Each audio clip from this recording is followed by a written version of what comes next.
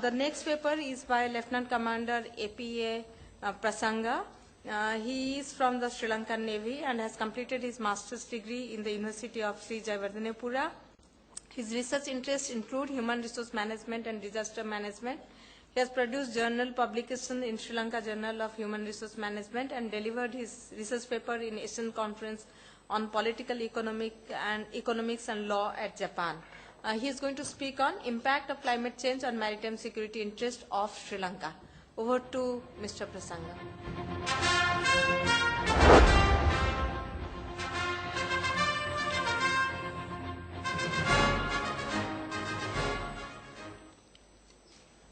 Session Chair, distinguished gathering, good afternoon to all.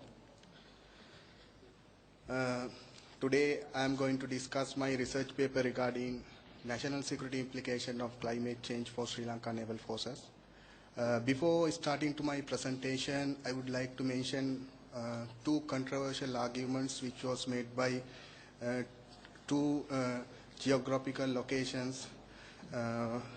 As we know, the climate change, the IPCC, International Panel for Climate Change, that is the most authoritative organization which is mentioned in the scientific report about the climate change behavior in global levels. So, fourth assessment report, co-chair was Professor Mohan Piris from Sri Lankan scholar. He was mentioned that climate change will be a greater effect than civil war in Sri Lanka in 2007.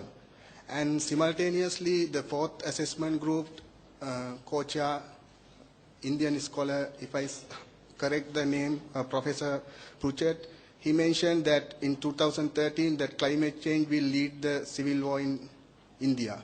So these two controversial arguments was very difficult for me to understand how the climate change make a civil war. So then I read about the facts and understood how it will work on.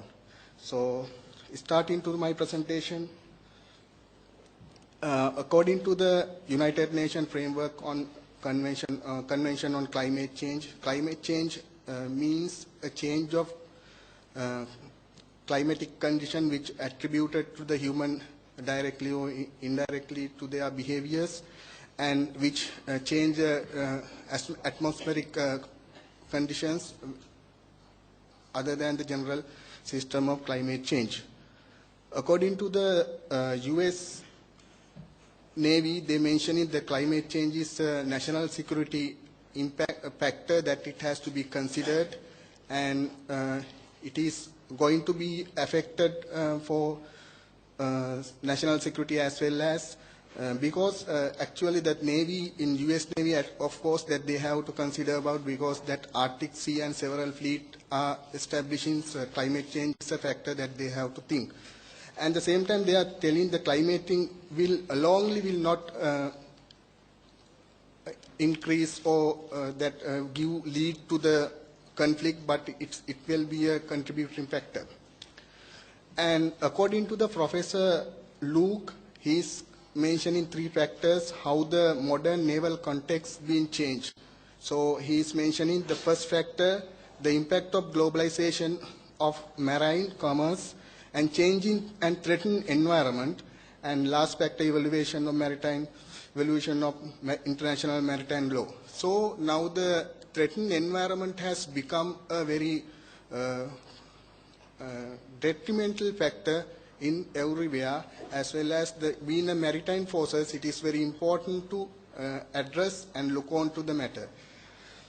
At the same time, World Meteorological Organization announced 21st century, first decade of the 21st century is the world warmest decade, higher precipitations and higher hazards, including Hurricane Katrina and Pakistani floods and all, etc. And Sri Lankan naval strategies are arguing there is need to be considered beyond the immediate threat than long-term and middle-term threat that might be arise from resource scarcity and threatened environment. So with that information, I build up my objectives.